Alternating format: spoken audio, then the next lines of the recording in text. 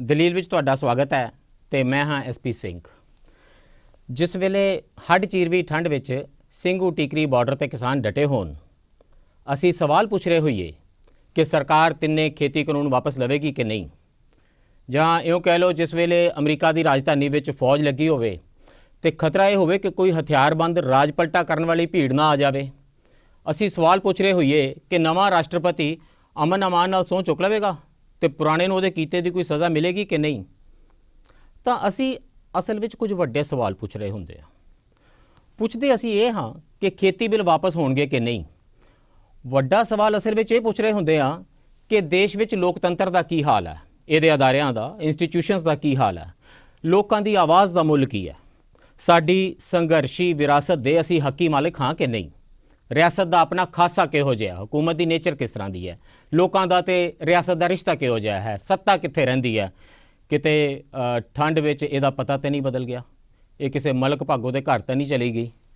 ਤੇ ਹੁਣ ਤਾਂ ਭਾਈ ਕਿਸਾਨਾਂ ਨੇ ਪਤਾ ਕਰ ਲਿਆ ਕਿ ਮਲਕ ਭਾਗੋ ਹੀ ਆਪ ਕਿਸੇ ਹੋਰ ਦਾ ਗੁਲਾਮ ਹੋ ਗਿਆ। ਵੱਡੇ ਸਵਾਲ ਹਨ, ਇਸ ਲਈ ਵੱਡੇ ਵਿਦਵਾਨ ਨੂੰ ਮਧੂ ਕੀਤਾ ਹੈ। ਸਾਡੇ ਨਾਲ ਜੁੜ ਰਹੇ ਨੇ ਡਾਕਟਰ ਪ੍ਰਮੋਦ ਕੁਮਾਰ ਜੀ। ਡਾਕਟਰ ਪ੍ਰਮੋਦ ਕੁਮਾਰ, ਮੈਂ ਡੈਜ਼ਿਗਨੇਸ਼ਨਸ ਦੱਸ ਸਕਦਾ ਹਾਂ, ਇਹ institute of development and communications ਦੇ ਸਰਵੇ ਸਰਵਾ ਨੇ। ਇਹ ਬੜਾ ਵੱਡਾ ਥਿੰਕ ਟੈਂਕ ਹੈ ਨਾਰਦਰਨ ਇੰਡੀਆ ਦੇ ਵਿੱਚ। ਖਿਆਲ ਸਾਜ਼ੀ ਲਈ, ਸਮਝ ਸਾਜ਼ੀ ਲਈ, ਨੌਲੇਜ ਪ੍ਰੋਡਕਸ਼ਨ ਲਈ ਜਾਣਿਆ ਜਾਂਦਾ ਹੈ।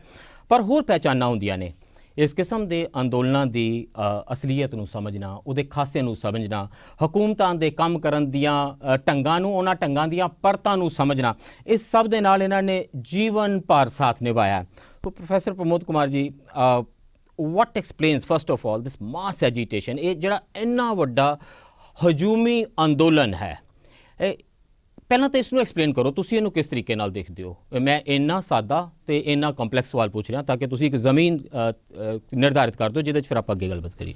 ਦੇਖੋ, ਇਹ ਜਿਹੜਾ ਅੰਦੋਲਨ ਹੈ, ਮੈਂ ਪਹਿਲੇ ਵੀ ਕਈ ਜਗ੍ਹਾ ਤੇ ਕਿਹਾ ਹੈ ਕਿ ਇਹ ਕਾਫੀ ਪਹਿਲੇ ਆ ਜਾਣਾ ਚਾਹੀਦਾ ਸੀ। ਇਹ ਲੇਟ ਆਇਆ और आया ठीक है।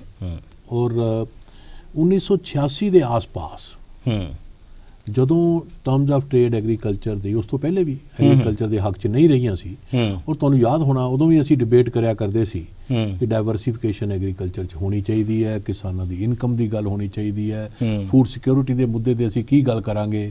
ਇਹ ਸਾਰੇ ਵਿਚਾਰ ਉਦੋਂ ਹੋਇਆ ਕਰਦੇ ਸੀ। ਪੁਰਾਣਾ ਵਕਤ ਲੱਗਦਾ, ਦੋਹਾ, ਡੰਕਲ, ਯੂਰੂਗਵੇ ਦੀਆਂ ਅਸੀਂ ਗੱਲਾਂ ਕਰਦੇ ਸੀ ਉਦੋਂ। ਬਿਲਕੁਲ ਕਰਦੇ ਸੀ। ਔਰ ਤੁਹਾਨੂੰ ਯਾਦ ਹੋਏਗਾ ਯੂਰੂਗਵੇ ਰਾਊਂਡ 1 'ਚ USA agriculture secretary of state John Black ਉਹ ਕਹਿੰਦੇ ਸੀ ਕਿ ਤੁਸੀਂ ਡਾਇਵਰਸੀਫਾਈ ਕਰ ਲਓ ਤੇ ਤੁਸੀਂ ਫੂਡ ਗ੍ਰੇਨ ਦੀ ਬਜਾਏ ਤੁਸੀਂ ਕਮਰਸ਼ੀਅਲ ਕ੍ਰੌਪਸ ਉਗਾਇਆ ਕਰੋ। ਔਰ ਉਸੇ 6 ਮਹੀਨੇ ਤੋਂ ਬਾਅਦ ਤੁਹਾਨੂੰ ਯਾਦ ਹੋਏਗਾ ਜੋਹਲ ਕਮੇਟੀ ਰਿਪੋਰਟ ਆ ਗਈ ਸੀ, ਸਾਡੇ ਬਲੈਕ ਸਾਹਿਬ ਡਾਇਵਰਸੀਫਿਕੇਸ਼ਨ ਦੀ ਰਿਪੋਰਟ ਆ ਗਈ ਸੀ ਜੀ। ਸੋ ਕ੍ਰਾਈਸਿਸ ਤਾਂ ਉਸ ਵੇਲੇ ਵੀ ਚੱਲ ਰਿਹਾ ਸੀ। ਤੇ ਮੈਨੂੰ ਇਹ ਹੈ ਕਿ ਜਿਹੜਾ ਪੰਜਾਬ ਦੇ ਵਿੱਚ ਪੈਰਾਡਾਈਮ ਸ਼ਿਫਟ ਹੋਣਾ ਸੀ, ਉਹਦੇ ਬਾਰੇ ਕੋਈ ਵਿਚਾਰ ਜਾਂ ਚਰਚਾ ਜਾਂ ਸੀਰੀਅਸ ਲੈਵਲ ਪਾਲਿਸੀ ਤੇ ਜਾਂ ਅਦਰਵਾਈਜ਼ ਇੰਟਰਵੈਂਸ਼ਨ ਤੇ ਉਹ ਅਸੀਂ ਡਿਲੇ ਕਰਦੇ ਰਹੇ। ਤੇ ਅੱਜ ਜਦੋਂ ਇਹ ਅੰਦੋਲਨ ਆਇਆ ਤੇ ਮੈਨੂੰ ਲੱਗਦਾ ਵੀ ਇਹਨੇ ਕਈ ਮੁੱਦੇ ਜਿਹੜੇ ਬੜੇ ਸੀਰੀਅਸ ਲੈਵਲ ਦੇ ਮੁੱਦੇ ਸਾਡੇ ਅੱਗੇ ਰੱਖੇ ਨੇ। ਹੁਣ ਜਿਵੇਂ 3 ਤਰ੍ਹਾਂ ਦੇ ਮੁੱਦੇ ਮੈਂ ਸਮਝਦਾ ਇਹ ਅੰਦੋਲਨ ਅੱਗੇ ਲੈ ਕੇ ਆਇਆ ਸਾਡੇ ਤੇ। ਪਹਿਲਾ ਮੁੱਦਾ ਜਿਹੜਾ ਮੈਨੂੰ ਬਹੁਤ ਸੀਰੀਅਸ ਲੱਗਦਾ ਹੈ ਕਿ ਦੇਸ਼ 'ਚ ਫੂਡ ਸਿਕਿਉਰਿਟੀ, ਔਰ ਫੂਡ ਸਿਕਿਉਰਿਟੀ ਨਾਲ ਜੁੜਿਆ ਹੋਇਆ ਮੁੱਦਾ ਇਨਕਮ ਰੀਡਿਸਟ੍ਰੀਬਿਊਸ਼ਨ ਦਾ। ਅਸੀਂ ਕਈ ਵਾਰ ਕਹਿ ਦਿੰਦੇ ਹਾਂ ਕਿ ਸਾਡੇ ਗੋਦਾਮ ਭਰੇ ਹੋਏ ਨੇ, ਸਾਡੇ ਗੋਦਾਮ ਭਰੇ ਹੋਏ ਨੇ ਤੇ ਅਸੀਂ ਇਸ ਕਰਕੇ ਅਸੀਂ ਫਸਲਾਂ ਕਿਉਂ ਪ੍ਰਕਿਉਰ ਕਰੀਏ, ਅਸੀਂ ਨਵੀਂ ਫਸਲ ਕਿਉਂ ਲਗਾਈਏ।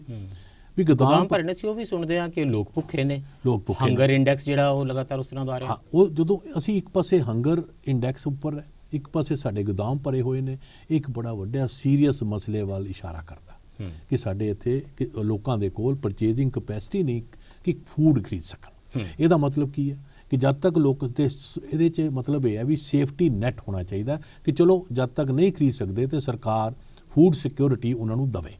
ਤੇ ਇਸ ਵੇਲੇ 70% ਤੱਕ ਲੋਕਾਂ ਨੂੰ ਫੂਡ ਮਿਲਦਾ ਹੈ ਇਸ ਦੇ ਵਿੱਚ, ਔਰ ਹੋਰ ਜ਼ਿਆਦਾ ਨੂੰ ਵੀ ਮਿਲਣਾ ਚਾਹੀਦਾ ਜੇ ਲੋੜ ਹੋਵੇ ਤੇ। ਵੈਸੇ ਦੈਟਸ ਅ ਡੇਂਜਰਸ ਫਿਗਰ। 30% ਦੇਸ਼ ਦੇ ਲੋਕ 2 ਵਕਤ ਦੀ ਰੋਟੀ ਤੋਂ ਬਿਨਾਂ ਸੌਂਦੇ ਨੇ। ਔਰ ਇਹਦੇ ਨਾਲ ਦੂਜਾ ਮੁੱਦਾ ਉਸ ਵੇਲੇ ਉੱਭਰ ਕੇ ਅੱਗੇ ਆਇਆ ਸੀਗਾ ਨੈਸ਼ਨਲ ਸਿਕਿਉਰਿਟੀ ਦਾ ਤੇ ਨੈਸ਼ਨਲ ਸੋਵਰੇਨਿਟੀ ਦਾ। ਮੁੱਦਾ ਇਹ ਸੀ ਕਿ PL 480 ਤੁਹਾਨੂੰ ਯਾਦ ਹੋਏਗਾ ਕਿ ਜਦੋਂ ਅਮਰੀਕਾ ਤੋਂ ਅਸੀਂ ਕਣਕ ਮੰਗਾਉਂਦੇ ਸੀ, ਉਦੋਂ ਮੁੱਦਾ ਇਹ ਆਇਆ ਕਿ ਅਸੀਂ ਸੈਲਫ ਰਿਲਾਇੰਟ ਹੋਣੇ ਚਾਹੀਦੇ ਹਾਂ ਤੇ ਅਸੀਂ ਆਪਣੀ ਫਸਲਾਂ, ਆਪਣੀ ਕਣਕ ਖੁਦ ਉਗਾਈਏ। ਗ੍ਰੀਨ ਰੈਵੋਲੂਸ਼ਨ ਆਇਆ।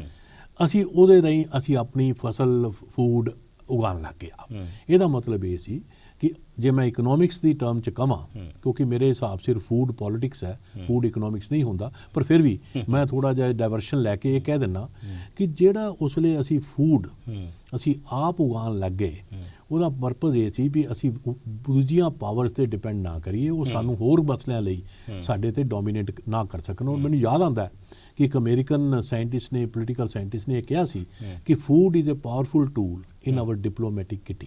ਸਬ ਵੈਪਨ ਹਥਿਆਰ ਹੈ। ਜੇ ਜਿਹਦੇ ਕੋਲ ਫੂਡ ਘੱਟ ਹੈ ਅਸੀਂ ਉਹਦੇ ਤੋਂ ਕਈ ਗੱਲਾਂ ਹੋਰ ਮਨਵਾ ਸਕਦੇ ਹਾਂ। ਬਿਲਕੁਲ, ਜਦ ਬੰਬ ਸੁੱਟਾਂਗੇ ਜਾਂ ਉਹਨੂੰ ਕਹਿ ਦਾਂਗੇ ਤੈਨੂੰ ਕਣਕ ਨਹੀਂ ਭੇਜਾਂਗੇ। ਤੇ ਮੈਨੂੰ ਜਦੋਂ ਮੈਂ ਇਹ ਗੱਲ ਕਹਿੰਦਾ ਤੇ ਮੈਨੂੰ ਅੱਜ ਇਹ ਗੱਲ ਦਾ ਅਹਿਸਾਸ ਹੁੰਦਾ ਹੈ ਕਿ ਉਹ ਕਿੰਨੀ ਇੰਪੋਰਟੈਂਟ ਗੱਲ ਸੀ ਸੈਲਫ ਰਿਲਾਇੰਟ ਦੀ। ਹੁਣ ਅੱਜ ਅਸੀਂ ਇਹ ਕਹਿੰਦੇ ਆ ਕਿ ਸਾਡੇ ਗੋਦਾਮ ਭਰੇ ਹੋਏ ਨੇ ਤੇ ਬਾਹਰੋਂ ਅਸੀਂ ਫੂਡ ਕਿਸੇ ਵੇਲੇ ਵੀ ਲੈ ਸਕਦੇ ਆ, ਅਸੀਂ ਅੱਜ ਪ੍ਰੋਕਿਉਰ ਨਾ ਕਰੀਏ ਤੇ ਮੈਨੂੰ ਲੱਗਦਾ ਕਿਸੇ ਲੈਵਲ ਤੇ ਨੈਸ਼ਨਲ ਸਿਕਿਉਰਿਟੀ ਨੂੰ ਕੰਪਰੋਮਾਈਜ਼ ਕਰ ਰਹੇ ਆ ਔਰ ਫੂਡ ਸਿਕਿਉਰਿਟੀ ਨੂੰ ਕੰਪਰੋਮਾਈਜ਼ ਕਰ ਰਹੇ ਆ। ਔਰ ਉਹਦੇ ਨਾਲ ਤੀਜਾ ਮੁੱਦਾ ਜੁੜਿਆ ਹੋਇਆ ਕਿਸਾਨ ਦੀ ਇਨਕਮ ਦਾ ਮੁੱਦਾ ਹੈ, ਕਿਸਾਨ ਦੇ ਸਰਵਾਈਵਲ ਦਾ ਮੁੱਦਾ ਹੈ, ਖੇਤ ਮਜ਼ਦੂਰ ਦੇ ਸਰਵਾਈਵਲ ਦਾ ਮੁੱਦਾ ਹੈ।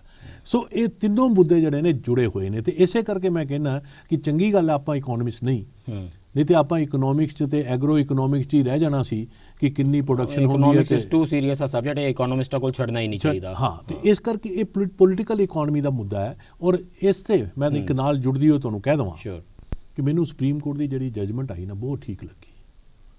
ਕਿਸਾਨਾਂ ਵਾਲੇ ਮਾਮਲੇ ਦੇ ਵਿੱਚ ਹਾਂਜੀ, ਮੈਨੂੰ ਇਹ ਠੀਕ ਲੱਗੀ ਕਿ ਮੈਂ ਇਹ ਦੇਖਿਆ ਵੀ ਜਿਹੜੀ ਭਾਰਤ ਦੀ ਇੱਕ ਜਦੋਂ 1994 ਤੋਂ ਬਾਅਦ ਅਸੀਂ ਮਾਰਕੀਟ ਰਿਫਾਰਮ ਦੀ ਗੱਲ ਕੀਤੀ, ਮੈਨੂੰ ਯਾਦ ਉਦੋਂ ਪ੍ਰਧਾਨ ਮੰਤਰੀ ਉਦੋਂ ਫਾਈਨਾਂਸ ਮਿਨਿਸਟਰ ਸਰਦਾਰ ਮਨਮੋਹਨ ਸਿੰਘ ਹੋਇਆ ਕਰਦੇ ਸੀ, ਉਹਨਾਂ ਨੂੰ ਅਸੀਂ ਕ੍ਰੈਡਿਟ ਦਿੰਦੇ ਹਾਂ ਇਸ ਗੱਲ ਦਾ। ਔਰ ਮੋਦੀ ਜੀ ਨੇ ਉਸੇ ਰਿਫਾਰਮ ਪ੍ਰੋਸੈਸ ਨੂੰ ਬੜਾ ਇਫੈਕਟਿਵਲੀ ਤੇ ਐਫੀਸ਼ੀਐਂਟਲੀ ਇੰਪਲੀਮੈਂਟ ਕਰਨ ਦਾ ਰਿਜ਼ੋਲਵ ਕੀਤਾ ਔਰ ਅੱਗੇ ਲੈ ਕੇ ਗਏ। ਜਜਮੈਂਟ ਕਿਉਂ ਵਧੀਆ ਲੱਗੀ? ਜਜਮੈਂਟ ਮੈਂ ਇਸ ਕਰਕੇ ਕਿਹਾ ਵੀ ਰਿਜ਼ੋਲਵ ਕੀਤਾ, ਅੱਗੇ ਲੈ ਕੇ ਆਏ। ਪਰ ਜਿਹੜੀਆਂ ਸਟੇਟ ਦੀਆਂ ਇੰਸਟੀਟਿਊਸ਼ਨ ਸੀਗੀਆਂ ਉਹ ਤਿਆਰ ਨਹੀਂ ਸੀ ਹਾਲੇ ਇਸ ਤਰ੍ਹਾਂ ਦੇ ਰਿਫਾਰਮ ਨੂੰ ਅੱਗੇ ਲਿਆਉਣ ਲਈ। ਹੌਲੀ ਹੌਲੀ ਤਿਆਰ ਹੋ ਰਹੀ ਹੈ। ਜਿਵੇਂ ਕੈਗ ਦਾ ਸੀ ਕੰਟਰੋਲਰ ਆਡੀਟਰ ਜਨਰਲ, ਉਹਨਾਂ ਨੇ ਕਈ ਤਰ੍ਹਾਂ ਦੀ ਓਬਜੈਕਸ਼ਨਾਂ ਵਿੱਚ ਲਾਈਆਂ, ਹੁਣ ਹਟ ਗਏ ਨੇ, ਸਰਕਾਰ ਨੂੰ ਮੁਸ਼ਕਲਾਂ ਕ੍ਰੀਏਟ ਕਰਦੇ ਸੀ, ਹੁਣ ਠੀਕ ਹੋ ਗਏ, ਹੁਣ ਨਹੀਂ ਲਾਉਂਦੇ। ਇਸੇ ਤਰ੍ਹਾਂ ਸੁਪਰੀਮ ਕੋਰਟ ਦਾ ਵੀ ਕੰਮ ਇਹ ਹੈ ਕਿ ਸਰਕਾਰ ਦਾ ਜਿਹੜਾ ਮੇਨ ਏਜੰਡਾ ਹੈ ਉਹਨੂੰ ਲੀਗਲੀ ਐਗਜ਼ਾਮਿਨ ਕਰਨ, ਪਰ ਉਹਦੀ ਪੋਲਿਟਿਕਸ ਨੂੰ ਐਗਜ਼ਾਮਿਨ ਨਾ ਕਰਨ। ਔਰ ਇਸ ਕਰਕੇ ਮੈਂ ਕਿਸਾਨਾਂ ਦੀ ਸੂਝ-ਬੂਝ ਨੂੰ ਦਾਦ ਦੇਣਾ ਕਿ ਉਹਨਾਂ ਨੇ ਸਿੱਧੀ ਗੱਲ ਇਹ ਕਹੀ ਕਿ ਅਸੀਂ ਇਹ ਮਸਲਾ ਪੋਲੀਟੀਕਲ ਹੈ, ਇਹ ਪੋਲੀਟੀਕਲ ਐਗਜ਼ੈਕਟਿਵ ਹੀ ਸੋਲਵ ਕਰੇਗੀ, ਅਸੀਂ ਲੀਗਲ ਰਿਕੋਰਸ ਨਹੀਂ ਲੈਣਾ। ਔਰ ਉਸ ਸੈਂਸ ਜੇ ਅਸੀਂ ਸੁਪਰੀਮ ਕੋਰਟ ਨੂੰ ਕਹਿੰਦੇ ਗਲਤ ਕੀਤਾ, ਮੈਂ ਸਮਝਦਾ ਇਹ ਗਲਤ ਗੱਲ ਹੈ ਸਾਡੀ।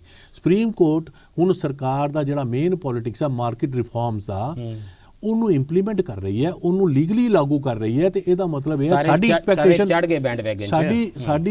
ਐਕਸਪੈਕਟੇਸ਼ਨ ਗਲਤ ਹੈ ਕਿ ਸੋਸ਼ਲਿਜ਼ਮ ਸੁਪਰੀਮ ਕੋਰਟ ਲਾਊਗੀ।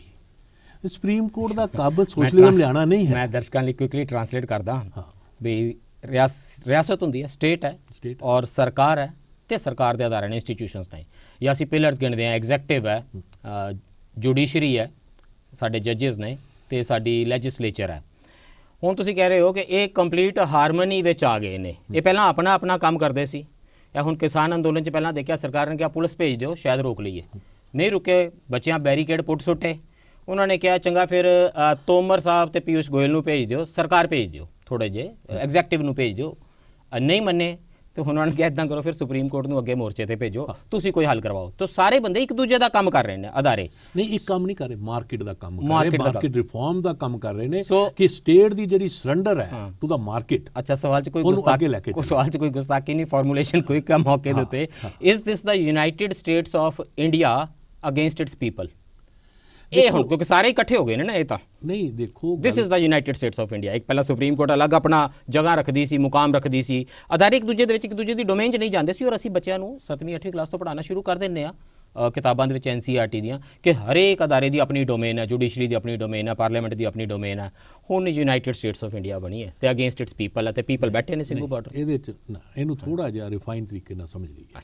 ਇਹ ਕਿਸਾਨ ਨੇ ਸਾਨੂੰ ਸਮਝਾਇਆ, ਇਸ ਐਜੀਟੇਸ਼ਨ ਨੇ ਸਮਝਾਇਆ, ਪੜ੍ਹਿਆ ਤਾਂ ਅਸੀਂ ਪਹਿਲੇ ਬੜਾ ਹੋਣਾ ਹੈ। ਉਹਨਾਂ ਨੇ ਦੱਸਿਆ ਵੀ ਜਿਹੜਾ ਪੋਲੀਟਿਕਸ ਹੁੰਦਾ ਨਾ, ਉਹਦੀ ਆਪਣੀ ਇੱਕ ਆਟੋਨਮੀ ਹੋਇਆ ਕਰਦੀ ਹੈ, ਉਹਦੀ ਆਪਣੀ ਇੱਕ ਪ੍ਰਾਇਮੇਸੀ ਹੋਇਆ ਕਰਦੀ ਹੈ, ਉਸ ਪੋਲੀਟਿਕਸ ਦੀ ਆਪਣੀ ਇੱਕ ਦਿਸ਼ਾ ਹੋਇਆ ਕਰਦੀ ਹੈ। ਸਿਆਸਤ ਖੁਦ ਮੁਖਤਾਰ ਰੱਖਦੀ ਹੈ। ਹੁਣ ਤੇ ਜਿਹੜੀ ਸਾਡੀ ਪੋਲੀਟਿਕਸ ਹੈ, ਕਿਸਾਨ ਇਹ ਕਹਿੰਦਾ ਹੈ, ਉਹ ਜਿਹੜੀ ਸਟੇਟ ਦੀ ਰਾਜਨੀਤੀ ਹੈ ਉਹਦੇ ਨਾਲ ਟਕਰਾਅ 'ਚ ਆਈ ਹੋਈ ਹੈ।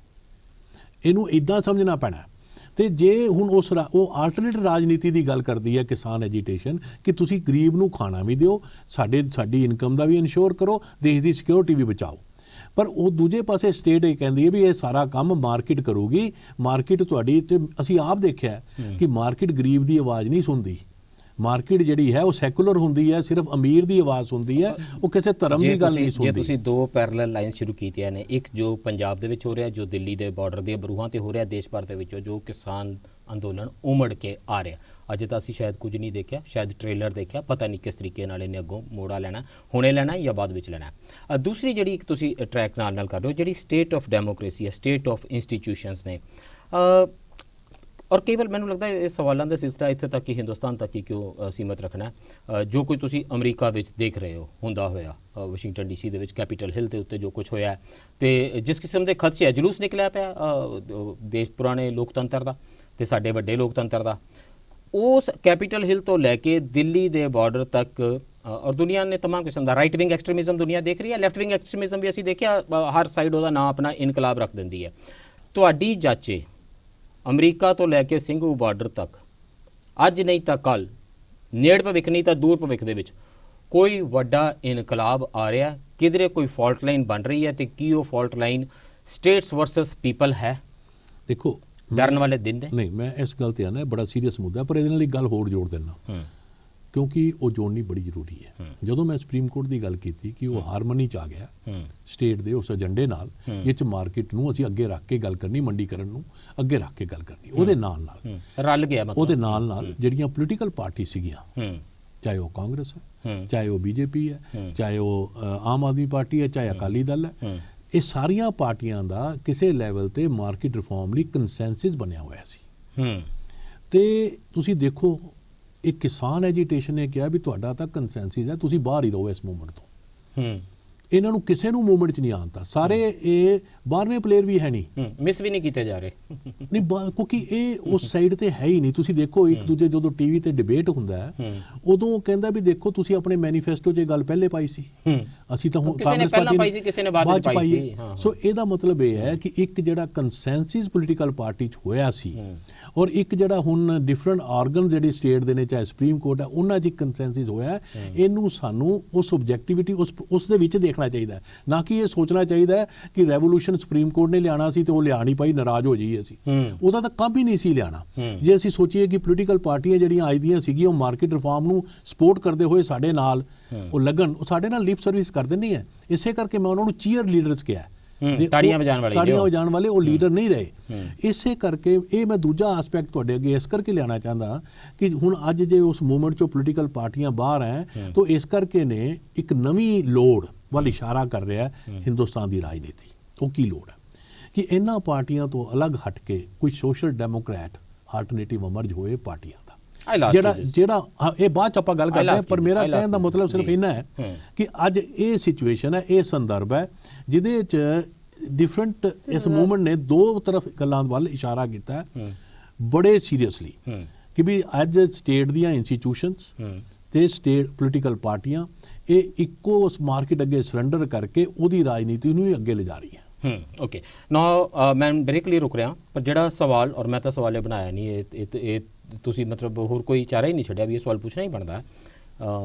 ਕਿਸੇ ਦੇ ਦਿਲ ਨੂੰ ਦੁੱਖ ਵੀ ਨਹੀਂ ਹੋਣਾ ਚਾਹੀਦਾ, ਬਹੁਤ ਸਾਰੇ ਲੋਕ ਬਹੁਤ ਦਿਲੋਂ ਮਨੋਂ ਜਜ਼ਬਾਤ ਨਾਲ ਸਿੰਘੂ ਬਾਰਡਰ ਦੇ, ਟਿਕਰੀ ਬਾਰਡਰ ਦੇ ਇਸ ਅੰਦੋਲਨ ਨਾਲ ਜੁੜੇ ਨੇ ਕਿ ਇਹ ਜਿਹੜਾ ਅੰਦੋਲਨ ਹੋ ਰਿਹਾ ਇਹ ਦਰਅਸਲ ਡਿਵੈਲਪਮੈਂਟ ਦੇ ਮਾਡਲ ਦੇ ਖਿਲਾਫ ਕੋਈ ਅੰਦੋਲਨ ਹੋ ਰਿਹਾ ਹੈ ਕਿ ਵਿਕਾਸ ਕਿਸ ਨੂੰ ਕਹਿਣਾ ਹੈ, ਕਿ ਇਹ 3 ਖੇਤੀ ਦੇ ਬਿੱਲ ਵਾਪਸ ਕਰਾਣੇ ਨੇ, ਕਿਉਂਕਿ ਜਿਹੜਾ ਗਿਵਨ ਢਾਂਚਾ ਸਾਰਾ ਕੈਪੀਟਲਿਜ਼ਮ ਦਾ, ਇਹਦੇ ਵਿੱਚ ਮੇਰਾ ਪ੍ਰੋਫਿਟ ਇਹਦੇ ਵਿੱਚੋਂ ਜਾ ਰਿਹਾ ਤੇ ਮੈਨੂੰ ਉਹਦੇ ਲਈ ਹੁਣ ਖੜੇ ਹੋਣਾ ਪੈ ਰਿਹਾ, ਮੈਨੂੰ ਡਰ ਹੈ ਤੁਸੀਂ ਮੇਰੀ ਜ਼ਮੀਨ ਨਾ ਲੈ ਲਵੋ, ਉਹਦੇ ਲਈ ਅੰਦੋਲਨ ਹੋ ਰਿਹਾ। ਦੋਹਾਂ ਦੇ ਵੱਖ-ਵੱਖ ਮਤਲਬ ਨੇ ਤੇ ਜਵਾਬ ਲਈ ਵਾਪਸ ਆਵਾਂਗੇ ਵਿਦਵਾਨ ਕੋਲ ਆਫਟਰ ਦਿਸ ਬ੍ਰੇਕ।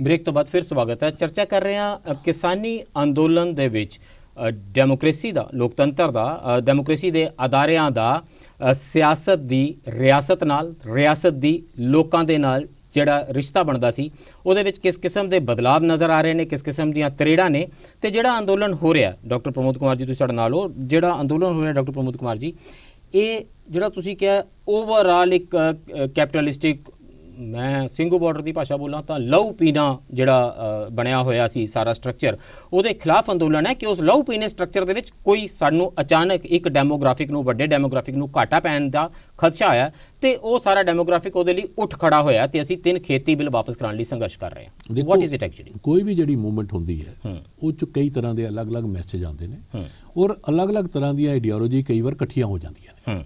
ਤੁਸੀਂ ਇਸ ਮੂਵਮੈਂਟ 'ਚ ਦੇਖੋਗੇ ਤੁਹਾਨੂੰ ਜਿਹੜੀ ਲੈਫਟ ਦੀ ਆਈਡੀਓਲੋਜੀ ਹੈ ਜੀ ਉਹ ਵੀ ਨਜ਼ਰ ਆਏਗੀ, ਜਿਹਦੇ ਸਰਮਾਏਦਾਰੀ ਦੇ ਖਿਲਾਫ ਝੰਡੇ, ਲਾਲ ਝੰਡੇ, ਕਿਸਾਨ ਯੂਨੀਅਨ ਦੇ ਝੰਡੇ ਸਭ ਇਕੱਠੇ ਔਰ ਇੱਕੋ ਵਹੀਕਲ ਤੇ ਦਿਖਦੇ ਨੇ।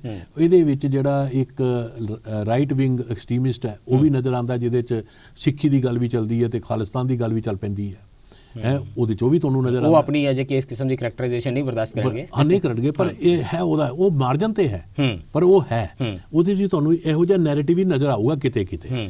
ਤੇ ਪਰ ਡੋਮੀਨੈਂਟ ਨੈਰੇਟਿਵ ਜਿਹੜਾ ਹੈਗਾ, ਜੇ ਤੁਸੀਂ ਆਪਾਂ ਕਹਿੰਦੇ ਆ ਤਿੰਨੋਂ ਬਿੱਲ ਵਾਪਸ ਲੈਣ ਦੀ, ਇਹ ਖਾਲੀ ਬਿੱਲ ਵਾਪਸ ਲੈਣ ਦੀ ਗੱਲ ਨਹੀਂ ਹੈ।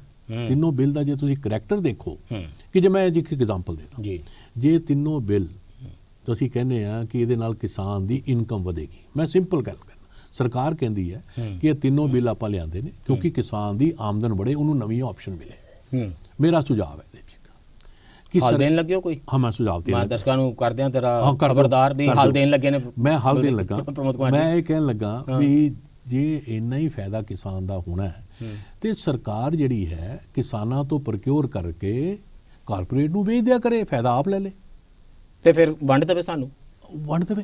ਉਹ ਤਾਂ ਕੋਈ ਨਵੇਂ ਸਕੂਲ ਖੋਲ ਦੇ, ਨਵੇਂ ਹਸਪਤਾਲ ਖੋਲ ਦੇਵੇ, ਲੋਕ ਨਵੀਆਂ ਸੜਕਾਂ ਬਣਾ ਦੇਵੇ, ਵਿਕਾਸ ਕਰ ਦੇਵੇ। ਇਹ ਤਾਂ ਕੋਈ ਔਖੀ ਗੱਲ ਨਹੀਂ ਨਾ ਵੀ ਸਰਕਾਰ ਪ੍ਰੋਕਿਓਰ, ਨਾਲੇ ਦੋਨੋਂ ਸਾਈਡਾਂ ਜੇਤੂ। ਸਰਕਾਰ ਨੇ ਪ੍ਰੋਕਿਓਰ ਕਰਨਾ, ਐਮਐਸਪੀ ਸਰਕਾਰ ਨੇ ਦੇਣੀ ਹੈ, ਕਹਿ ਰਹੇ ਅਸੀਂ ਦਵਾਂਗੇ, ਅਸੀਂ ਪ੍ਰੋਕਿਓਰ ਵੀ ਕਰਾਂਗੇ ਤੇ ਕਰ ਲਓ ਨਾ ਪ੍ਰੋਕਿਓਰ। ਪ੍ਰਾਈਵੇਟ ਨੂੰ ਖਰੀਦੇ ਨਹੀਂ ਨਾ ਦੇਵੇ। ਹਾਂ, ਨਾ ਦੇਵੇ ਤੇ ਫਿਰ ਉਹਨਾਂ ਨੂੰ ਸਾਰਾ ਕੁਝ ਹੀ ਆਪ ਪ੍ਰੋਕਿਓਰ ਕਰ ਲੈ, 23 ਫਸਲਾਂ ਹੀ ਕਿਉਂ, ਸਾਰਾ ਕੁਝ ਆਪ ਪ੍ਰੋਕਿਓਰ ਕਰੇ ਤੇ ਵੇਚੇ।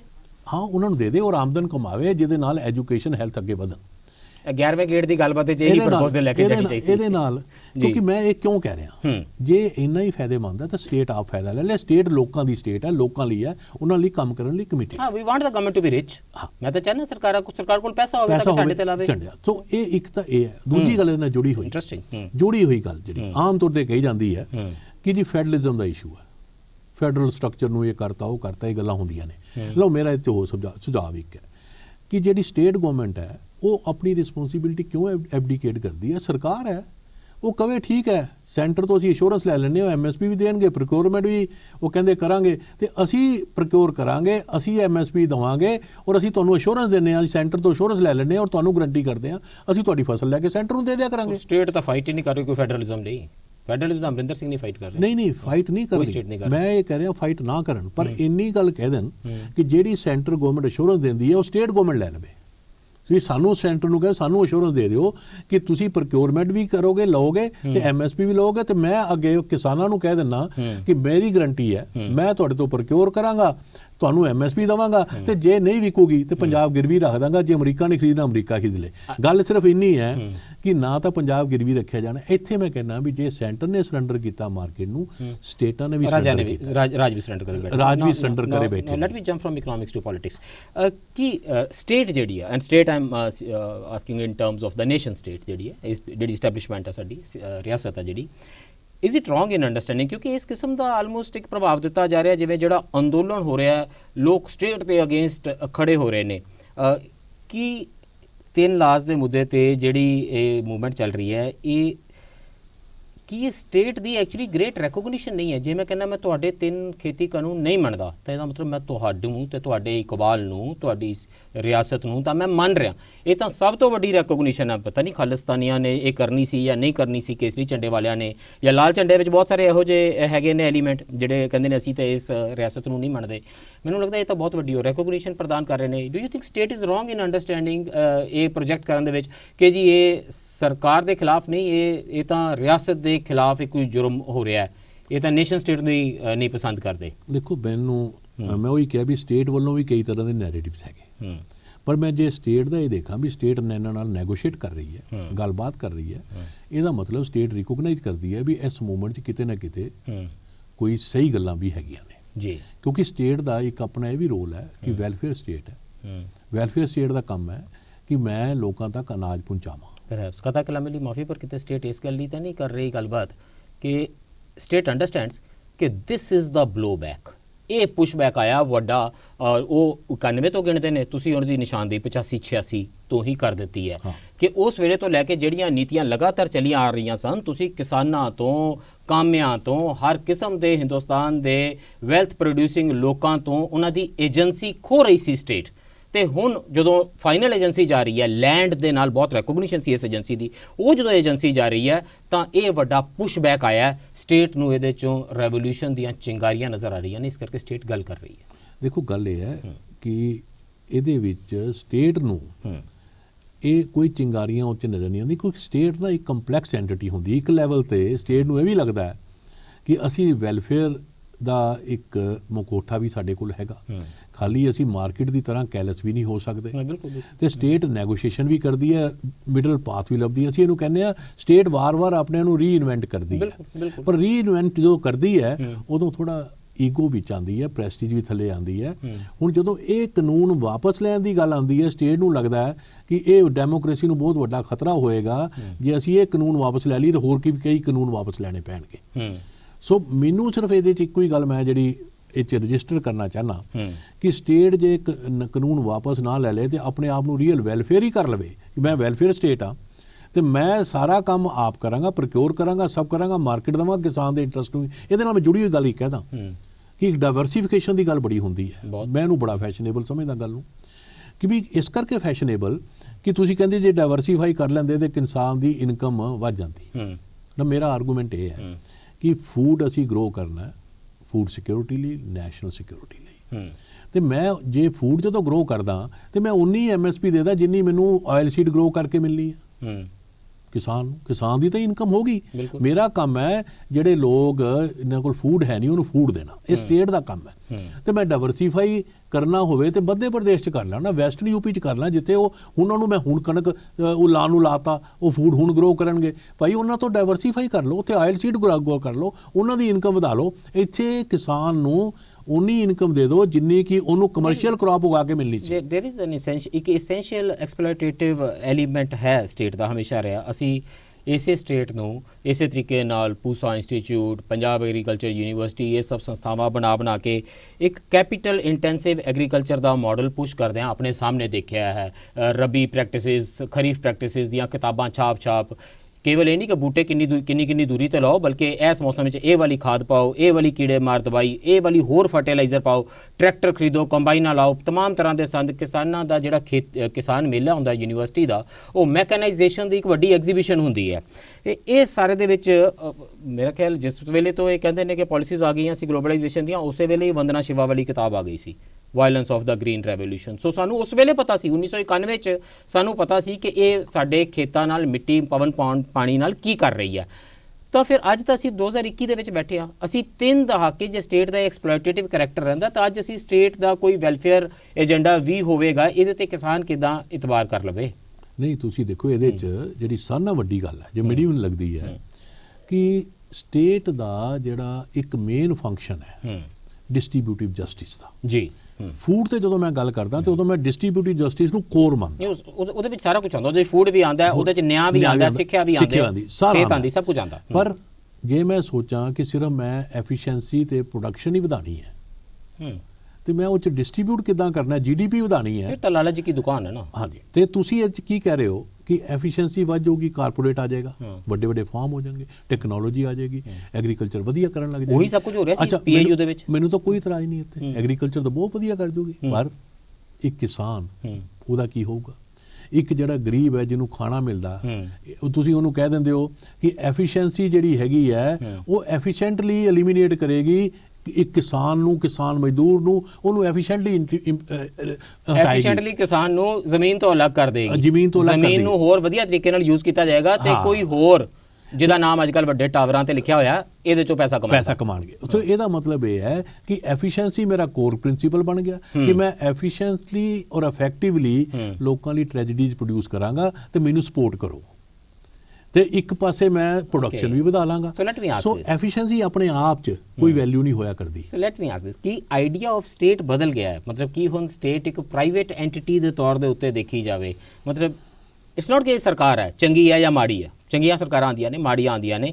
ਇਹ ਹੁਣ ਐਕਚੁਅਲੀ ਸਰਕਾਰ ਨਹੀਂ ਹੈ, ਇਹ ਪ੍ਰੋਕਸੀ ਹੈ ਕਿਸੇ ਹੋਰ ਦੀ, ਕੋਈ ਹੋਰ ਅਸਲ ਵਿੱਚ ਮਾਲਕ ਹੈ ਤੇ ਇਹ ਉਹਦੀ ਜਗ੍ਹਾ ਦੇ ਉੱਤੇ ਬੈਠੇ ਹੋਏ ਨੇ। ਇਹ ਇੱਕ ਇਹੋ ਜਿਹਾ ਬਿਆਨੀ ਹੈ ਕਿ ਇਸ ਤਰ੍ਹਾਂ ਦਾ ਨੈਰੇਟਿਵ ਹੈ, ਡਿਸਕੋਰਸ ਹੈ, ਜਿਹੜਾ ਸਿੰਘੂ ਬਾਰਡਰ ਦੇ ਉੱਤੇ ਬਹੁਤ ਪੜ੍ਹੇ ਲਿਖੇ ਨੂੰ ਤੇ ਬਿਲਕੁਲ ਅਨਪੜ੍ਹ ਕਿਸਾਨ ਦੋਵਾਂ ਨੂੰ ਇੱਕੋ ਜਿਹੇ ਸਾਫ਼ ਗੋਚਰੇ ਤਰੀਕੇ ਨਾਲ ਸਮਝ ਆ ਰਿਹਾ। ਤੇ ਇਸੇ ਕਰਕੇ ਜੇ ਉਹ ਟਾਵਰਾਂ ਨੂੰ ਤਾਲੇ ਲਾਉਣ ਜਾਂਦੇ ਨੇ, ਤਾਲੇ ਚੜਨ ਜਾਂਦੇ ਨੇ, ਤਾਂ ਇਸ ਕਰਕੇ ਕਿ ਇਹ ਸਮਝ ਉਹਨਾਂ ਦੀ ਵਿਕਸਿਤ ਹੋ ਗਈ ਹੈ ਕਿ ਸਟੇਟ ਦੀ ਖਾਸਾ, ਸਟੇਟ ਦੀ ਨੇਚਰ ਬਦਲ ਗਈ ਹੈ। ਸਟੇਟ ਇਹਨੂੰ ਬਦਲਣ ਲਈ, ਇਸ ਪਰਸੈਪਸ਼ਨ ਨੂੰ ਠੀਕ ਕਰਨ ਲਈ ਕੀ ਕਰ ਰਹੀ ਹੈ? ਕੀ ਤੁਸੀਂ, ਮੈਂ ਇਸ ਕਰਕੇ ਪਹਿਲਾਂ ਪੁੱਛਿਆ ਸੀ, ਕੀ ਤੁਸੀਂ ਕੋਈ ਮੇਜਰ ਕਨਫਲਿਕਟ ਦੇਖ ਰਹੇ ਹੋ ਸਟੇਟ ਵਰਸਸ ਪੀਪਲ? ਕੀ ਇਹ ਸਟੇਟ ਵਰਸਸ ਪੀਪਲ 1 ਹੈ ਤੇ ਸਟੇਟ ਵਰਸਸ ਪੀਪਲ 2.0 ਬਹੁਤ ਖਤਰਨਾਕ ਕੋਈ ਚੀਜ਼ ਹੋ ਸਕਦੀ ਹੈ? ਦੇਖੋ, ਤੁਸੀਂ ਵਾਰ-ਵਾਰ ਮੈਨੂੰ ਇਹ ਕਹਿ ਰਹੇ ਹੋ ਕਿ ਵਾਟ ਟੈਲਸ ਇਸ ਰੈਵੋਲੂਸ਼ਨ, ਹਾਂ, ਸਟੇਟ ਵਰਸਸ ਪੀਪਲ ਮੈਨੂੰ ਕਹਿ ਰਹੇ ਹੋ ਵੀ ਇਹ ਹੋਏਗਾ। ਇਹ ਇਦਾਂ ਨਹੀਂ ਹੋਇਆ ਕਰਦਾ, ਕਿਉਂਕਿ ਜਦੋਂ ਅਲੱਗ-ਅਲੱਗ ਤਰ੍ਹਾਂ ਦੀਆਂ ਜਮਾਤਾਂ ਸਟੇਟ ਦੇ ਵਿੱਚ ਹੁੰਦੀਆਂ ਨੇ, ਕੁਝ ਜਮਾਤਾਂ ਨੂੰ ਇਹ ਸਟੇਟ ਦੀ ਪੋਲਿਟਿਕਸ ਜ਼ਰੂਰ ਫਾਇਦਾ ਪਹੁੰਚਾਉਂਦੀ ਹੈ। ਜਿਹੜੇ ਬੰਦੇ ਮਾਰਜਨਸ ਆਫ ਸਟੇਟ ਤੇ ਹੁੰਦੇ ਨੇ, ਇੱਕ ਗਰੀਬ ਕਿਸਾਨ, ਇੱਕ ਗਰੀਬ ਮਜ਼ਦੂਰ ਹੈ, ਉਹ ਹੌਲੀ-ਹੌਲੀ ਉਹ ਪ੍ਰੋਸੈਸ ਚੋਂ ਨਿਕਲ ਜਾਂਦੇ ਨੇ, ਉਹਨਾਂ ਕੋਲ ਐਸੈਟ ਨਹੀਂ ਰਹਿੰਦੇ, ਇਨਕਮ ਨਹੀਂ ਰਹਿੰਦੀ।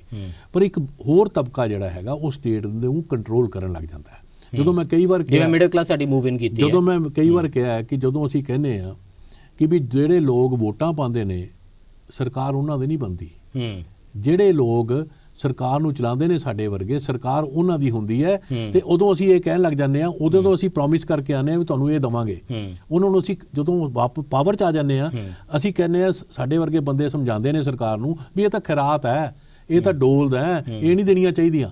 ਅਸੀਂ ਸਬਸਿਡੀ ਨੂੰ ਵੀ ਡੋਲ ਕਹਿਣ ਲੱਗ ਜਾਂਦੇ ਆ। ਅੱਜ ਜੇ USA ਦੇ ਵਿੱਚ, ਆਪਾਂ ਪਹਿਲੇ ਵੀ ਬੜੀ ਵਾਰ ਗੱਲ ਕੀਤੀ ਹੈ, $60,000 ਜੇ ਪਰ ਫਾਰਮਰ ਨੂੰ ਸਬਸਿਡੀ ਮਿਲਦੀ ਹੈ, ਤੇ ਹਿੰਦੁਸਤਾਨ 'ਚ $260 ਕਿਉਂ ਹਾਲੀ ਮਿਲਦੀ ਹੈ? ਤੁਸੀਂ ਇੱਥੇ ਸਬਸਿਡੀ ਕਿਉਂ ਨਹੀਂ ਇਹਨੂੰ ਵਧਾ ਸਕਦੇ? ਜੇ ਅਸੀਂ ਪਾਲਿਸੀ ਜਿਹੜੀਆਂ ਨੇ USA ਵਰਗੀਆਂ ਲਿਆਣੀਆਂ ਨੇ, ਤੇ ਕਮ ਸੇ ਕਮ USA ਵਾਂਗੂ ਸਬਸਿਡੀ ਤਾਂ ਦੇ ਦਿਓ ਕਿ ਕਿਸਾਨ ਕੱਲ ਨੂੰ ਭੁੱਖਾ ਨਾ ਮਰੇ, ਤੇ ਕਿਸਾਨ ਦੇ ਨਾਲ ਇੱਕ ਗਰੀਬ ਆਦਮੀ ਭੁੱਖਾ ਨਾ ਮਰੇ, ਉਹਦੇ ਨਾਲ ਦੇਸ਼ ਦੀ ਸਿਕਿਉਰਿਟੀ ਖਤਰੇ 'ਚ ਨਾ ਪਏ। ਮੈਂ ਪੀਪਲ ਵਰਸਸ ਸਟੇਟ ਮੈਨੂੰ ਲੱਗਦਾ ਥੋੜਾ ਜਿਹਾ ਜ਼ਿਆਦਾ ਗਿਆ, ਤਾਂ ਮਤਲਬ what I wanted to say was people versus state ਦਾ ਇਦਾਂ ਲੱਗਦਾ ਜਿੱਦਾਂ ਬੰਦਾ ਤਾਜ਼ਾ ਅਰੁੰਧਤੀ ਰਾਏ ਪੜ੍ਹ ਕੇ ਆਇਆ ਹੋਵੇ ਤੇ ਗਰਮ ਹੋਇਆ ਹੋਵੇ।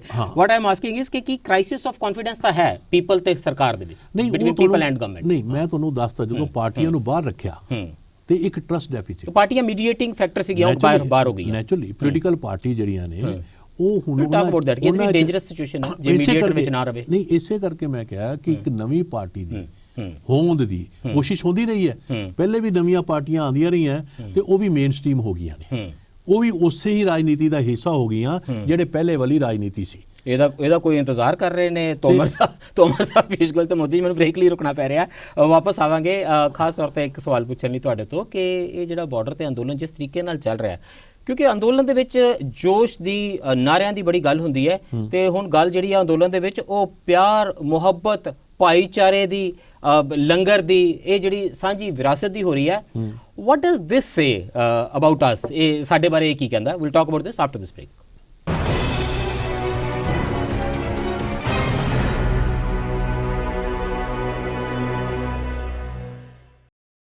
ਬ੍ਰੇਕ ਤੋਂ ਬਾਅਦ ਫਿਰ ਸਵਾਗਤ ਹੈ। ਚਰਚਾ ਕਰ ਰਹੇ ਹਾਂ ਕਿਸਾਨੀ ਅੰਦੋਲਨ ਬਾਰੇ। ਅੰਦੋਲਨ ਦੇ ਨਾਲ ਜੁੜੇ 3 ਖੇਤੀ ਬਿੱਲ ਵਾਪਸ ਹੋਣਗੇ ਨਹੀਂ ਵਾਲੇ ਸਵਾਲ ਨੂੰ ਛੱਡ ਕੇ ਬਾਕੀ ਦੇ ਵਡੇਰੇ ਸਵਾਲਾਂ ਬਾਰੇ ਸਾਡੇ ਨਾਲ ਚਰਚਾ ਵਿੱਚ ਸ਼ਾਮਿਲ ਨੇ doctor Pramod Kumar ji. Doctor Pramod Kumar ji, tile me this, is Gandhi back? ਕਿ ਦੇਖੋ, ਨੌਨ ਵਾਇਲੈਂਟ ਜਿਹੜੀ ਮੂਵਮੈਂਟ ਦੇ ਮੁਜੱਸਮੇ ਮਹਾਤਮਾ ਗਾਂਧੀ ਸਨ, ਅਜੇ ਕਿ ਨੌਨ ਵਾਇਲੈਂਟ ਮੂਵਮੈਂਟ ਦੇ ਮੈਨੂੰ ਲੱਗਦਾ ਜਿਹੜੇ ਵੱਡੇ ਮੁਜੱਸਮੇ ਅਸੀਂ ਦੇਖੇ ਉਹ ਸੀ ਮੋਰਚੇ ਦੇਖੇ ਅਕਾਲੀ ਦਲ ਦੇ, ਚਾਹੇ ਗੁਰੂ ਕੇ ਬਾਗ ਦਾ ਮੋਰਚਾ ਹੋਵੇ ਜਾਂ ਨਨਕਾਣਾ ਸਾਹਿਬ ਦਾ ਮੋਰਚਾ ਜਿੱਥੋਂ ਲੈ ਕੇ ਸਟਾਰਟ ਹੋਏ। ਸਾਡੇ 'ਚੋਂ ਬਹੁਤਿਆਂ ਨੇ ਵਾਈਲ ਵੀ ਵਰ ਗਰੋਇੰਗ ਅਪ, ਅਸੀਂ 60s ਦੀਆਂ ਲਹਿਰਾਂ ਬਾਰੇ ਦੇਖਿਆ, ਗ੍ਰੈਜੂਅਲੀ ਇਸ ਤਰ੍ਹਾਂ ਦਾ ਪ੍ਰਭਾਵ ਬਣਦਾ ਜਾ ਰਿਹਾ ਸੀ ਜਿਵੇਂ ਨੌਨ ਵਾਇਲੈਂਟ ਮੂਵਮੈਂਟਸ ਦਾ ਜ਼ਮਾਨਾ ਚਲਾ ਗਿਆ। ਸਰਕਾਰ ਪੀਸ ਨਿਕਸ ਦੀ ਨਹੀਂ ਸੁਣਦੀ, ਇਹ ਬਾਰਡਰ ਤੇ ਮੋਮਬੱਤੀਆਂ ਜਗਾਉਣ ਜਾਂਦੇ ਹੁੰਦੇ ਨੇ, ਗੱਲਾਂ ਨਾਰਮਲੀ ਚੰਗੀਆਂ ਕਰਦੇ ਨੇ, ਇਹਨਾਂ ਦੀ ਕਦੀ ਸੁਣੀ ਨਹੀਂ ਜਾਂਦੀ। ਇਹ ਬਿਨਾਂ ਗਾਂਧੀ ਲੇਬਲ ਤੋਂ, this is Gandhi back at the border, ਇਹਦਾ ਲੇਬਲ ਪੰਜਾਬ ਦਾ ਹੈ, ਇਹਦੇ ਤੇ ਲੇਬਲ ਸਿੱਖੀ ਦੀ ਉਸ ਵਿਰਾਸਤ ਦਾ ਹੈ, ਇਹਦੇ ਤੇ ਲੇਬਲ ਕਿਸਾਨੀ ਸੰਘਰਸ਼ ਦਾ ਹੈ। ਕੀ ਕਿਸਾਨਾਂ ਨੇ ਡੈਮੋਕ੍ਰੈਟਿਕ ਅਪਰਾਈਜ਼ਿੰਗ ਦੀ ਜਾਂ ਸਰਕਾਰਾਂ ਨਾਲ, ਰਿਆਸਤ ਦੇ ਨਾਲ, ਲੋਕਤੰਤਰਿਕ ਢੰਗ ਦੇ ਨਾਲ ਇੱਕ ਇੰਟਰਫੇਸਿੰਗ ਕਰਨ ਦਾ ਇੱਕ ਨਵਾਂ ਮਾਡਲ ਇਜਾਦ ਕੀਤਾ ਤੇ ਪੂਰੇ ਦੇਸ਼ ਨੂੰ ਇਹ ਸਿਖਾ ਰਹੇ ਨੇ। ਤੇ ਕੀ ਇਹ ਪੋਲੀਟੀਕਲ ਕਲਚਰ ਨੂੰ ਚੇਂਜ ਕਰੇਗਾ? ਸਾਡੀਆਂ ਪੋਲੀਟੀਕਲ ਪਾਰਟੀਆਂ ਜਿਹੜੀਆਂ ਸਾਡੀਆਂ ਮੀਡੀਏਟਰ ਹੁੰਦੀਆਂ ਸੀ ਰਿਆਸਤ ਦੇ ਨਾਲ, ਕੀ ਉਹ ਇਸ ਤੋਂ ਸਿੱਖ ਕੇ ਵਾਪਸ ਇੰਟਰਫੇਸ ਚੰਗਾ ਬਣਨ ਲਈ ਵਾਪਸ ਆਣਗੀਆਂ? Will it change the political culture? ਦੇਖੋ, ਇੱਥੋਂ 3 ਮੈਸੇਜ ਬਿਲਕੁਲ ਕਲੀਅਰ ਆਏ ਨੇ, ਜਿਹੜੇ ਕਿ ਮੈਂ ਸਮਝਦਾ ਕਿ ਜਿਹੜੇ ਅਸੀਂ ਪੜ੍ਹੇ ਲਿਖੇ ਲੋਕ ਹਾਂ ਉਹਨਾਂ ਨੂੰ ਥੋੜਾ ਸਮਝ ਲੈਣ, ਕਿਉਂਕਿ ਇੱਕ ਕਿਸਾਨ ਔਰ ਉਹ ਅੰਦੋਲਨ ਜਿਹੜਾ ਜ਼ਮੀਨ ਨਾਲ ਜੁੜਿਆ ਅੰਦੋਲਨ ਹੈ, ਉਹ ਸਾਨੂੰ ਰਾਜਨੀਤੀ ਦੀ ਬੜੀ ਵੱਡੀ ਸੋਚ ਦੇ ਰਿਹਾ।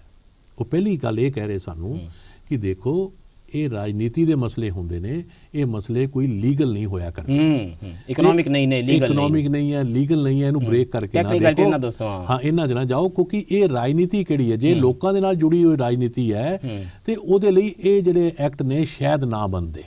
ਉਹ ਸਾਡੀ ਇਹ ਕਹਿ ਰਹੇ ਨੇ ਵੀ ਲੋਕ, ਤੁਸੀਂ ਰਾਜਨੀਤੀ ਕਿਹੜੀ ਕਰਨੀ ਹੈ ਉਹਦੇ ਬਾਰੇ ਸੋਚ ਲਓ, ਆਪਣੇ ਕਿਹੜੀ ਰਾਜਨੀਤੀ ਨਾਲ ਜੁੜਨਾ ਹੈ ਉਹਦੇ ਬਾਰੇ ਸੋਚ ਲਓ। ਪਹਿਲਾਂ ਤਾਂ ਤੁਹਾਨੂੰ ਇਹ ਉਹਨਾਂ ਨੇ ਲੈਸਨ ਦਿੱਤਾ ਕਿ ਇਹ ਪੋਲਿਟਿਕਸ ਹੋਇਆ ਕਰਦਾ, ਇਹ ਖਾਲੀ ਲੀਗੈਲਿਟੀ ਔਰ ਉਹ ਨਹੀਂ ਹੈਗੀ ਇਕਨੋਮਿਕਸ। ਮੈਂ ਸਮਝਦਾ ਬਹੁਤ ਵੱਡਾ ਮੈਸੇਜ ਹੈ।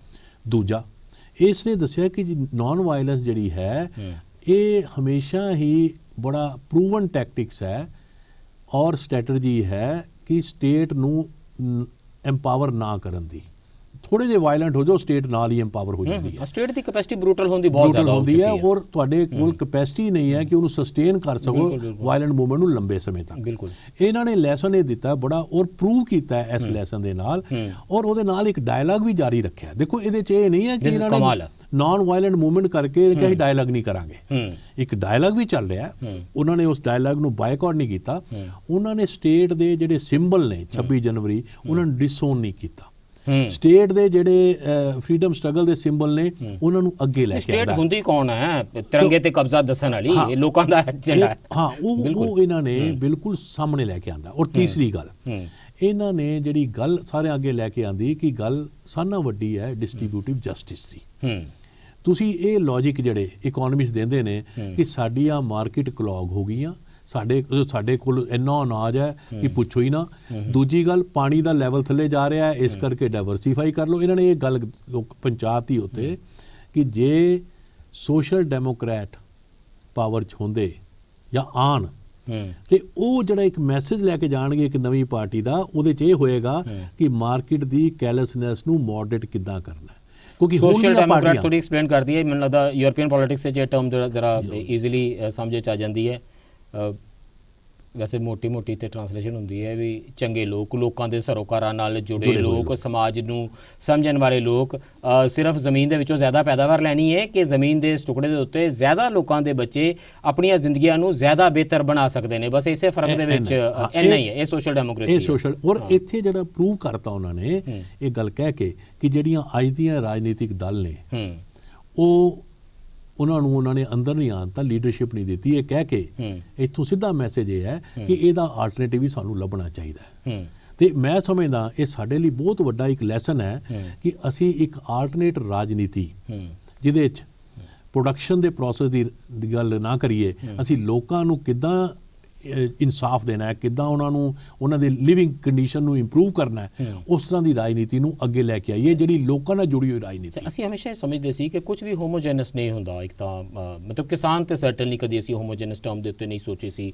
ਫਾਰਮ ਲੇਬਰਰ ਹੁੰਦਾ, ਕਿਸਾਨ ਹੁੰਦਾ, ਕਾਮਾ ਹੁੰਦਾ, ਫਿਰ ਸਮਾਲ ਫਾਰਮਰ ਹੈ, ਮਾਰਜਨਲ ਫਾਰਮਰ ਹੈ, ਵੱਡਾ ਫਾਰਮਰ ਹੈ, ਫਿਰ ਐਂਸੀਲਰੀ ਜੌਬਸ ਵਾਲੇ ਨੇ ਜਿਹੜੇ ਕਿਸਾਨੀ ਧੰਦੇ ਦੇ ਨਾਲ ਜੁੜੇ ਹੋਏ ਨੇ। ਉਸ ਤੋਂ ਬਿਨਾਂ ਫਿਰ ਆੜਤੀ ਹੈ, ਸ਼ਾਹੂਕਾਰ ਹੈ, ਜਿਹਦੀ ਰੂਪਕਾਰੀ ਜਿਹੜੀ ਹੈ ਪੰਜਾਬੀ ਨਾਵਲਾਂ ਕਵਿਤਾਵਾਂ 'ਚ ਬੜੀ ਖਤਰਨਾਕ ਕਿਸਮ ਦੀ ਹੈ। ਨਾਓ they are all in solidarity. ਹੁਣ ਉਹ ਸਾਰੇ ਜੁੜ ਕੇ ਉੱਥੇ ਲੜਾਈ ਲੜ ਰਹੇ ਨੇ। ਮਤਲਬ ਦਿੱਲੀ ਦੇ ਬਾਰਡਰ 'ਤੇ ਜਿਸ ਤਰੀਕੇ ਨਾਲ ਲੋਕ ਰਹਿ ਰਹੇ ਨੇ, ਮੈਂ ਕਈ ਵਾਰੀ ਜਿੰਨਾ ਕੁ ਸਮਾਂ ਮੈਂ ਉੱਥੇ ਗੁਜ਼ਾਰਦਾ, ਮਤਲਬ ਜ਼ਿਆਦਾਤਰ ਟਿਕਰੀ ਬਾਰਡਰ ਵਾਲੇ ਪਾਸੇ, ਅਤੇ ਉਹ ਜਦੋਂ ਅਸੀਂ ਕਿਤਾਬਾਂ 'ਚ ਪੜ੍ਹਦੇ ਸੀ ਕਮਿਊਨ ਵਿੱਚ ਕਿਵੇਂ ਰਿਹਾ ਜਾਂਦਾ ਹੈ, ਇੱਕ ਕਮਿਊਨ ਵਿੱਚ ਉੱਥੇ ਉਹ ਰਹਿ ਰਹੇ ਨੇ। ਉਹਦੀ ਸੈਂਸ ਆਫ ਸ਼ੇਅਰਿੰਗ ਇੰਨੀ ਜ਼ਿਆਦਾ ਹੈ। ਜਿਵੇਂ ਤੁਸੀਂ ਪਹਿਲਾਂ ਕਿਹਾ ਕਿ ਆਲਮੋਸਟ ਮੈਨੂੰ ਲੱਗਦਾ ਇਹੀ ਸ਼ਬਦ ਦੇ ਦੇਣੇ ਚਾਹੀਦੇ ਨੇ ਕਿਉਂਕਿ ਯੂਨੀਵਰਸਿਟੀ ਖੁੱਲ੍ਹੀ ਹੋਈ ਹੈ ਅਤੇ ਉਸ ਯੂਨੀਵਰਸਿਟੀ ਵਿੱਚ ਇਹ ਸਾਰੇ ਪੜ੍ਹ ਰਹੇ ਨੇ ਅਤੇ ਉਹ ਯੂਨੀਵਰਸਿਟੀ ਸਿਆਸਤ ਤੋਂ ਜਾਣੂ ਨਵੀਂ ਕਿਸਮ ਦੇ ਗ੍ਰੈਜੂਏਟ ਪੈਦਾ ਕਰ ਰਹੀ ਹੈ ਜਿਹੜੇ ਇਸ ਸਿਆਸਤ ਦੀਆਂ ਕੁੰਡੀਆਂ ਨੂੰ ਹੁਣ ਸੁਖਾਲੇ ਤਰੀਕੇ ਨਾਲ ਸਮਝ ਗਏ ਨੇ। ਵੰਸ ਇਹ ਸਾਰਾ ਜਿਹੜਾ ਹਜੂਮ ਹੈ ਇਹ ਕਿਸੇ ਨਾ ਕਿਸੇ ਤਰੀਕੇ ਵਾਪਸ ਆਏਗਾ, ਸ਼ਾਇਦ ਲੰਬੇ ਸਮੇਂ ਬਾਅਦ, ਸ਼ਾਇਦ ਜਲਦੀ ਹੀ, ਸ਼ਾਇਦ ਸਰਕਾਰ ਇੱਕ ਵਾਰੀ ਗੋਡੇ ਟੇਕੇ। ਵਾਟ ਆਈ ਵਾਜ਼ ਆਸਕਿੰਗ ਇਜ਼ ਕੀ ਕੁਝ ਬਹੁਤ ਵੱਡਾ ਬਦਲੇਗਾ ਸਾਡੀ ਸਿਆਸਤ ਵਿੱਚ? ਸੈਕੰਡਲੀ ਜਿਹੜਾ ਫੋਕਸ ਆਇਆ ਲੈਂਡ ਦੇ ਉੱਤੇ, ਐਗਰੀਕਲਚਰ ਦੇ ਉੱਤੇ ਇੱਕ ਇਹ ਵੀ ਤਾਂ ਦਿਖਾ ਰਿਹਾ ਹੈ ਕਿ ਅੱਜ ਨਹੀਂ ਤਾਂ ਕੱਲ corporate will not give up so easily. ਹੋ ਸਕਦਾ ਇਸ ਵਾਰੀ 3 ਖੇਤੀ ਕਾਨੂੰਨ ਨਾ ਲਾਗੂ ਕਰ ਸਕਣ, ਹੋ ਸਕਦਾ ਸੋਧਾਂ ਇੰਨੀਆਂ ਕਰਨੀਆਂ ਪੈ ਜਾਣ ਕਿ ਉਹ ਉਸ ਕੰਮ ਦੇ ਹੀ ਨਾ ਰਹਿਣ ਜਿਸ ਪਰਪਸ ਲਈ ਉਹ ਬਣਾਏ ਗਏ ਸੀ।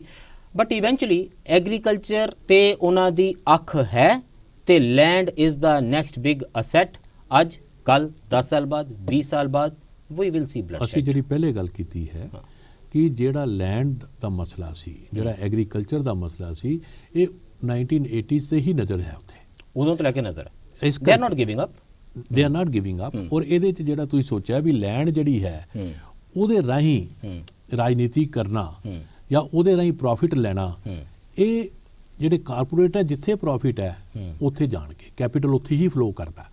ਹੁਣ ਸਿਰਫ ਮੁੱਦਾ ਜਿਹੜਾ ਮੈਨੂੰ ਲੱਗਦਾ ਇਹਦੇ ਬਾਰੇ ਸਮਝਣ ਦੀ ਲੋੜ ਹੈ ਕਿ ਇਹ ਜਿਹੜੇ ਕਿਸਾਨੀ ਦਾ ਇਹ ਅੰਦੋਲਨ ਸੀ, ਇਹਨੇ ਸਾਨੂੰ ਸਾਰੀ ਪਾਥ ਆਫ ਡਿਵੈਲਪਮੈਂਟ ਵੱਲ ਦੁਬਾਰਾ ਸੋਚਣ ਲਈ ਮਜਬੂਰ ਕੀਤਾ ਹੈ। ਇਹ ਖਾਲੀ ਉਹ ਗੱਲ ਨਹੀਂ ਜਿਹੜਾ ਤੁਸੀਂ ਕਹਿੰਦੇ ਇੱਥੇ ਯੂਨੀਵਰਸਿਟੀ ਬਣ ਗਈ, ਉੱਥੇ ਯੂਨੀਵਰਸਿਟੀ ਬਣ ਗਈ ਸਾਨੂੰ ਐਜੂਕੇਟ ਕਰਨ ਲਈ, ਜਿਹੜੇ ਅਸੀਂ ਆਲਰੇਡੀ ਐਜੂਕੇਟਿਡ ਹਾਂ, ਜਿਹੜੇ ਅਸੀਂ ਆਪਣੇ ਆਪ ਨੂੰ ਪੜ੍ਹੇ ਲਿਖੇ ਸਮਝਦੇ ਉਹ ਤਾਂ ਐਜੂਕੇਟਿਡ ਹੀ ਹੈ। ਨਹੀਂ ਸਮਝ ਤਾਂ ਉਧਰੋਂ ਆ ਰਹੀ ਹੈ, ਸਮਝ ਉਧਰੋਂ ਆ ਰਹੀ ਹੈ। ਅਸੀਂ ਇਧਰੋਂ ਸਮਝ ਭੇਜਦੇ ਸੀ ਮੋਰਚਿਆਂ ਤੇ, ਅਸੀਂ ਉੱਥੋਂ ਸਮਝ ਇਹ ਆ ਰਹੀ ਹੈ ਕਿ ਜਿਹੜਾ ਅਸੀਂ ਰਸਤਾ ਲਿਆ ਕੀ ਉਹ ਸਹੀ ਸੀ ਕਿ ਗਲਤ ਸੀ। ਜਿਹੜਾ ਅਸੀਂ ਰਸਤਾ ਲਿਆ ਡਿਵੈਲਪਮੈਂਟ ਦਾ, ਉਹਦੇ 'ਚ ਕਿਹੜੇ ਬਦਲਾਅ ਆਣੇ ਚਾਹੀਦੇ ਨੇ ਕਿ ਉਹ ਲੋਕ ਪੱਖੀ ਹੋ ਜਾਏ। ਸੋ ਭਾਵੇਂ ਉਹ ਨਹੀਂ ਕਹਿ ਰਹੇ ਪਰ ਇਹ ਮੰਗ ਵਿੱਚ ਹੀ ਸ਼ਾਮਲ ਹੈ ਕਿ ਸਰਕਾਰ ਐਜੂਕੇਸ਼ਨ ਵਿੱਚ ਪੈਸਾ ਲਾਏ, ਸਰਕਾਰ ਸਿਹਤ ਵਿੱਚ ਪੈਸਾ ਲਾਏ, ਸਰਕਾਰ ਲੋਕਾਂ 'ਚ ਪੈਸਾ ਲਾਏ। ਇਹ 3 ਖੇਤੀ ਬਿੱਲਾਂ ਦੇ ਨਾਲ ਇਹ ਮੰਗ ਤਾਂ ਉੱਥੇ ਸ਼ਾਮਲ ਹੈ, ਭਾਵੇਂ ਸਾਨੂੰ ਵੱਡੇ ਰੂਪ 'ਚ ਨਹੀਂ ਦਿਸਦੀ। ਇਹ ਮੈਸੇਜ ਆ ਰਿਹਾ, ਇਹਨਾਂ ਨੇ ਲੌਂਗ ਟਰਮ ਲਈ ਸਾਨੂੰ ਸੋਚਣ ਲਈ ਮਜਬੂਰ ਕਰਤਾ। ਇਹ ਮੂਵਮੈਂਟ ਨੇ ਇਹ ਨਹੀਂ ਅੱਜ ਉਹਦੇ 'ਚ ਐਕਟ ਵਾਪਸ ਹੋ ਜਾਣ ਨਾ ਹੋ ਜਾਣ ਹੈ, ਇਹਨਾਂ ਨੇ ਇੱਕ ਨਵੀਂ ਸੋਚ ਵੱਲ ਇੱਕ ਇਸ਼ਾਰਾ ਕੀਤਾ ਕਿ ਦੇਸ਼ ਦੇ ਜਿਹੜੇ ਸੋਚਣ ਵਾਲੇ ਲੋਕ ਨੇ ਇਸ ਵੱਲ ਸੋਚਣ। ਔਰ ਮੈਂ ਸਮਝਦਾ ਕਿ ਇਹ ਮੂਵਮੈਂਟ ਜਿਹੜੀ ਹੈ ਇਹ ਜੇ ਪਹਿਲੇ ਆਂਦੀ ਸੀ ਉਧਰ ਪਹਿਲੇ ਸੋਚਣ ਲੱਗ ਜਾਂਦੇ। ਇਸ ਕਰਕੇ ਮੈਂ ਤਾਂ ਇਹਨਾਂ ਦਾ ਇਸ ਕਰਕੇ ਸ਼ੁਕਰਗੁਜ਼ਾਰ ਹਾਂ ਕਿ ਇਹਨਾਂ ਨੇ ਸਾਨੂੰ ਸਹੀ ਪਾਸੇ ਸੋਚਣ ਲਈ ਇੱਕ ਦਿਸ਼ਾ ਦਿੱਤੀ ਹੈ। ਉਹਦਾ ਨਤੀਜਾ ਕੁਝ ਵੀ ਹੋਏਗਾ ਆਉਣ ਵਾਲੇ ਸਮੇਂ 'ਚ ਉਹ ਦੇਖੋ। ਸਮਨ ਹੈਜ਼ ਟੂ ਵਿਨ ਇਲੈਕਸ਼ਨਸ। ਕਿਸੇ ਨੇ ਚੋਣਾਂ ਵੀ ਤਾਂ ਆਉਣੀਆਂ ਨੇ ਤੇ ਕਿਸੇ ਨੇ ਚੋਣਾਂ ਜਿੱਤਣੀਆਂ ਨੇ ਤੇ ਸਿੰਘੂ ਬਾਰਡਰ ਤੇ ਟਿਕਰੀ ਬਾਰਡਰ ਤੋਂ ਤਾਂ ਅਜੇ ਕੋਈ ਸੜਕ ਇਹੋ ਜਿਹੀ ਜਾਂਦੀ ਨਹੀਂ ਦਿਸਦੀ ਜਿੱਥੇ ਜਾ ਕੇ ਚੋਣਾਂ ਜਿੱਤੀਆਂ ਜਾਣ। ਪਰ ਬਿਗ ਟਿਕਟ ਟਾਕਿੰਗ ਪੁਆਇੰਟਸ ਕੀ ਹੋਣਗੇ, ਕਿਉਂਕਿ ਛੇਤੀ ਉਹ ਸਮਾਂ ਵੀ ਆਉਣ ਵਾਲਾ ਹੈ। ਤੁਹਾਨੂੰ ਲੱਗਦਾ ਥੋੜਾ ਜਿਹਾ ਹਿੰਦੂਤਵਾ, ਥੋੜੀ ਜਿਹੀ ਅਪੀਜ਼ਿੰਗ, ਕੁਝ ਫੋਟੋ ਆਪਸ, ਕਾਫੀ ਬੰਦਿਆਂ ਨੂੰ ਵੈਕਸੀਨ ਲੱਗ ਜਾਏਗਾ, ਵੱਡੇ ਲੈਵਲ ਦੇ ਉੱਤੇ ਟੀਕਾਕਰਨ ਹੋ ਜਾਏਗਾ, ਮੋਦੀ ਜੀ ਨੇ ਕਰੋਨਾ ਭਗਾ ਦਿਆ ਵਾਲੇ ਵੀ ਇੱਕ ਨੈਰੇਟਿਵ ਹੋਵੇਗਾ, ਇੱਕ ਬਹੁਤ ਵੱਡਾ ਭਵਯ ਰਾਮ ਮੰਦਿਰ ਬਣ ਜਾਵੇਗਾ ਔਰ ਇਨਸ਼ਾਅੱਲਾ ਜ਼ਰੂਰ ਬਣੇ, ਕਿਉਂ ਨਹੀਂ।